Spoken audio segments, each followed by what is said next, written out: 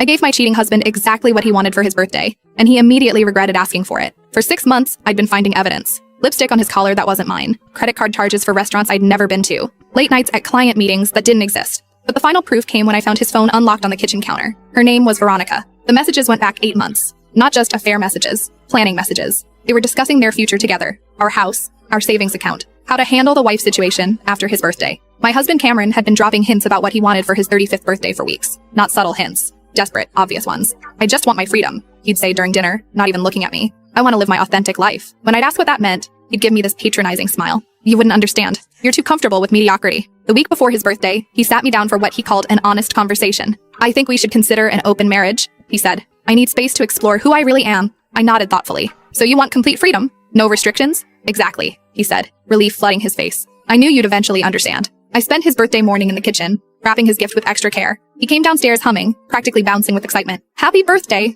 I said sweetly, handing him the perfectly wrapped box. He tore it open like a kid at Christmas. Inside was a stack of papers. What's this? He asked, his smile faltering. Divorce papers, I said calmly. You said you wanted freedom. You said you wanted to live your authentic life. This gives you exactly that. His face went white. This isn't what I meant. Page 3 details the asset division, I continued. Since I've been paying the mortgage for 2 years while you found yourself, the house stays with me. Page 7 covers spousal support, which you won't be getting. He frantically flipped through the pages. You can't do this. We can work this out. I pulled out my phone and played a recording. His voice filled the kitchen. I just want my freedom. I want to live my authentic life. I also included screenshots of your messages with Veronica, I said. Turns out planning to steal your spouse's inheritance while cheating makes for interesting divorce evidence. Cameron's hands started shaking. How long have you known? Long enough to move our savings to an account you can't access. Long enough to change the locks. Long enough to pack your things. I gestured to the suitcases by the door. But this is my house too, he stammered. Not anymore. I consulted a lawyer 3 months ago. Funny thing about adultery in this state. It affects asset division. He looked at the papers again, his face crumpling. I made a mistake. I never meant for this to happen. You're absolutely right, I said. You made a mistake. You asked for freedom, and I'm giving it to you.